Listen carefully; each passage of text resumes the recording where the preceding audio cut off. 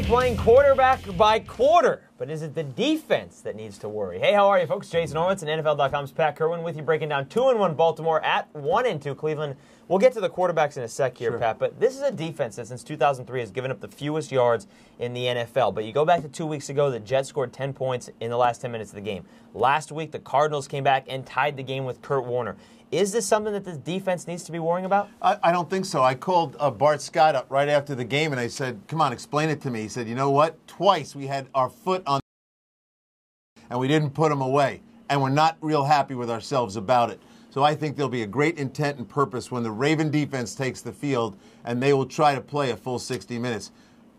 To me, I wouldn't want to play him now for anything. Well, on the other side here, going up against this defense, you got a guy in Kellen Winslow who's been very good. Braylon Edwards has been very good. But Winslow has a slight separated shoulder. He's insisting that he's going to go. Now, we'll have to wait till the weekend to make sure that actually happens. But assuming he does play, is he the key for Derek Anderson, or is it Jamal Lewis against his former team? Well, the Raven defense is as stingy as could be against the run. They're about 2.6, 2.7 a carry. So they're going to shut the run down.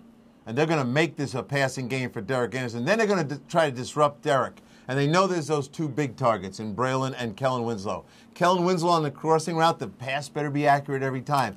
Anytime he has to reach back for a ball with a bad shoulder, he's not going to catch it, and he's going to get rocked by those linebackers. They got to be really careful how they use him. Imagine him crossing in front of Ray Lewis and Bart Scott. They'll take some shots on him. This game comes down to Braylon Edwards and his ability to get one-on-one and do some things out there. There's some injuries in the secondary in Baltimore. They're going to try to attack with Braylon Edwards. You know, to me, Derek Anderson, I tip my hat to the guy. He's only getting sacked, I think, once every 50 pass attempts. It's terrific, but they're going to disrupt him this week. Let's not. You talked about the injuries in the secondary. Samari Rolle not playing in this game. It's being called an illness, but he will not play in this game, so that points to that fact. All right, let's get to the quarterbacks here for Baltimore, because Kyle Bowler came in. He finished the game for Arizona, led them down for Baltimore against Arizona, led them down the field to the victory. Steve McNair has been starting. Is this something you think can work? I don't really like this idea, but I've seen guys try it before. In this case, I would be doing it. We're probably going to talk about other quarterbacks and other teams. I don't like it as much. Why do I like it here? McNair at his age, he's not going to finish 16 games. They don't want to bring Bowler off the bench cold in the month of December to play a month because the guy's hurt. So they're bringing him along doing this. And guess what's happening, folks?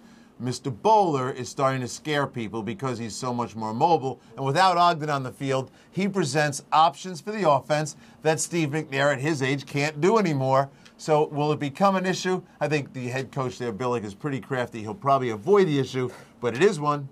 Well, we've only seen 2 games here with Bowler, at least partial games. Well, the whole game against the Jets, but partial game against the Cardinals. Right. So far, he's been doing pretty well. All right, let's take a look at the AccuScore prediction. Remember, it's our computerized prediction, 10,000 tests, all mathematical results, no human element. Here's what it spit out 10,000 times. 65% of the time, the Ravens won. About a 5-point differential in the ballgame. You agree? I do agree with him, and I don't know that it'll be this close. I look at this team, you know, the Browns defense has given up 35 points a game. And the Ravens know how to get on the board and score, and they know how to move the football. So I think that it's going to be a little bit more than that, than the computer says. Well, we'll have to see if that's the case. But you know what? The Browns have struggled, in all honesty, since rejoining the league in 1999. But that doesn't mean they've struggled with the Ravens. Baltimore hasn't won 3 in a row in this series since 99 and the beginning of 2000. That's what they're going for. It kicks off at 1 p.m. Eastern on CBS. For more on this one or any other in Week 4, be sure to check out all the previews on CBSSports.com and all over the CBS Audience Network. For NFL.com's Pat Kirwan, I'm Jason Horowitz. Take care.